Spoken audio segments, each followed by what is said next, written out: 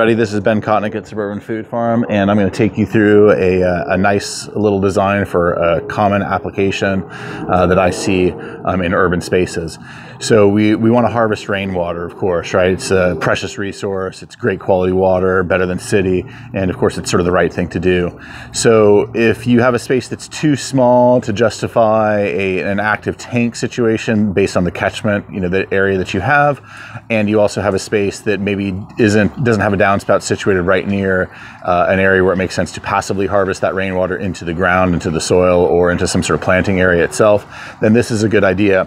So if we start at the top, we've got a rain gutter that captures just a small section of roof. It's just the side of the garage. So again, not a large enough catchment area to justify a full-on tank. And it comes down into this very simple 32-gallon trash can here, and then goes into a valve down at the bottom, and then via a 3/4 inch hose, it goes out to a spot in the garden. And of course, I can move that hose around.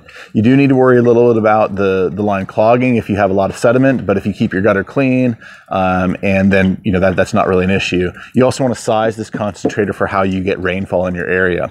We tend to get more of a downpour, and then there's a lull. So the 32 gallons is plenty large for what we need to do. It sort of functions like the RAM in your computer, where it's sort of the working or a page file type of situation, if that makes sense to you.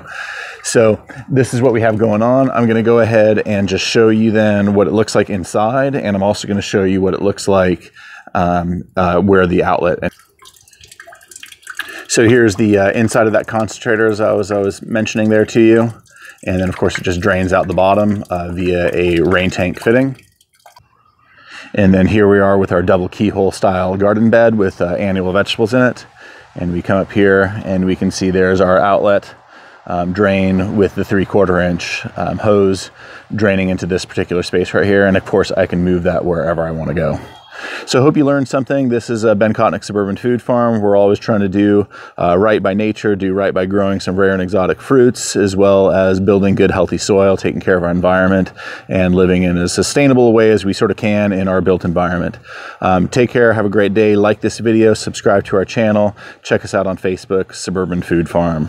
Thanks.